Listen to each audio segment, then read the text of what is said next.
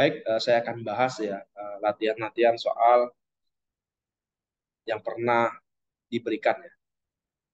Jadi di sini ada studi kasus ya, buatlah program di sini di mana dia akan menampilkan karakter ya. Karakternya itu terdiri dari huruf atau angka ya, huruf atau angka. Di sini saya punya objek di satu, kemudian saya punya kelas namanya soal bintang 3, kemudian ini adalah inisialisasi awalnya adalah karakternya adalah C, kemudian jumlahnya adalah 5 ya. Dan di sini saya punya metode namanya display bintang. Display bintang. Ketika saya run, ketika saya jalan programnya, maka dia akan menghasilkan seperti ini. C1, D1E, F2, G2, H3I, J4K. Nah, di sini kita dapat menganalisa bahwa untuk menghasilkan output ini, kita akan memerlukan ada dua looping ya. Ada dua looping. Looping untuk yang ke bawahnya, seperti ini. Kemudian looping untuk yang ke sampingnya ya, atau barisnya ya. Nah, kemudian di sini kita juga dapat menganalisa kalau misalkan hasil awalnya adalah dia berupa bilangan ganjil, dia akan menampilkan karakter ya. Kemudian jika ada next-nya selanjutnya, maka dia akan menjumlahkan ya, yang awalnya C jadinya D, kemudian jadinya E dan seterusnya. Jadi intinya adalah adanya increment ya, penambahan satu ya. Jadi yang awalnya C ditambah satu maka hasilnya adalah D, D ditambah satu jadinya E dan seterusnya. Nah, untuk yang genap, sorry, untuk yang genap dia akan menghasilkan angka ya, satu gitu ya. Nah, kalau satu, dua, tiga, empat ini adalah berdasarkan I-nya ya, I-nya ya. Gitu. Mungkin kita akan coba buat programnya. Di sini saya punya kelas soal bintang 3, konstruktornya seperti ini, seperti materi sebelumnya ya. Kita akan buat for-nya. I in jumlah bintang ya, jumlah bintang down to 1 ya. Jadi dia akan melakukan decrement ya, 5, 4, 3, 2, 1.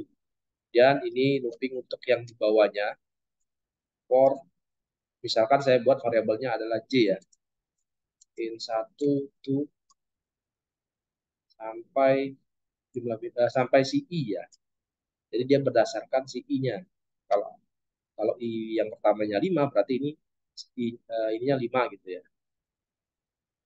Dan di sini kita akan melakukan kondisional ya. Jika J-nya ganjil ya, berarti dia sama dengan 1 ya.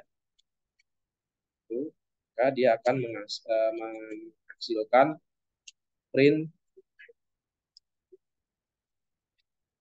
akan menghasilkan huruf ya kalau nggak salah. Kita lihat dulu ya soalnya. Nah ini ya, oke, huruf ya. Berarti ini adalah huruf. Berarti huruf ini adalah variabelnya adalah awal ya. Awal, awal. Kemudian kita lakukan increment ya. Jadi dia akan next ya. Yang awalnya C jadinya D, yang awal D jadinya E dan seterusnya. Kemudian kalau dia genap, ya, genap dia akan menghasilkan angka ya. Oke. Tapi angkanya itu berdasarkan ini, berdasarkan I ya, bukan I ya, berdasarkan eh, barisnya ya. Baris pertama, kemudian ketika baris pertamanya sudah selesai, baris kedua, kemudian kalau duanya selesai, ketiga dan seterusnya. Nah, di sini kita bisa men-set sebuah variabel ya. Misalkan saya buat var k, kita set awalnya 1 ya. Nanti di sini eh, k ya, cuman ketika dia next selanjutnya, dia akan melakukan increment ya. Berarti di sini K ya, saya panggil di sini adalah K. Saya kasih spasi. Nah, ketika looping ini udah selesai ya, maka dia akan melakukan increment. Berarti di sini saya akan melakukan increment ya. Tapi incrementnya setelah proses looping ini selesai. Untuk baris yang kedua. Jadi di sini saya lakukan seperti ini ya. Ketika proses eksekusi ininya udah selesai. Jadi keluarannya nanti yang pertama adalah satu, satu, kemudian ketika baris pertamanya sudah selesai, maka next selanjutnya adalah dua. Kalau ini sudah selesai, maka tiga, kemudian selanjutnya adalah empat. Kita coba running ya programnya ya. Kita coba running.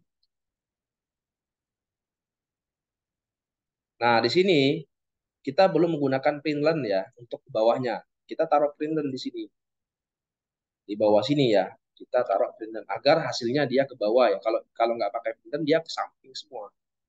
Makanya di sini kita taruh println agar hasilnya dia ke bawah. Nah, seperti ini. C1DI C1D1E ya. F2G2 H3I J4K seperti ini. Nah, programnya seperti ini. Jadi ada dua looping ya. Kemudian yang looping yang di dalamnya ini ya, state looping ini dia akan melakukan pengecekan. Kalau dia ganjil, maka dia akan melakukan menampilkan huruf ya. Kemudian di sini ada incremental ya. Kemudian kalau enggak, dia akan menampilkan K. K-nya awalnya adalah satu ya. Ketika looping ini sudah selesai, baris kedua, maka dia akan melakukan increment ya, K++ ya. Kemudian di sini adalah println ya, artinya dia akan menampilkan baris ke bawahnya ya, seperti ini. Dia akan melakukan seperti enter gitu ya. Jadi, kalau nggak pakai println, dia akan ke samping semua. Seperti ini programnya ya. Silakan dicoba dan dipraktekkan ya. Nah, sip. Nah ini metode seperti ini. Silakan dicoba dan dipraktekkan.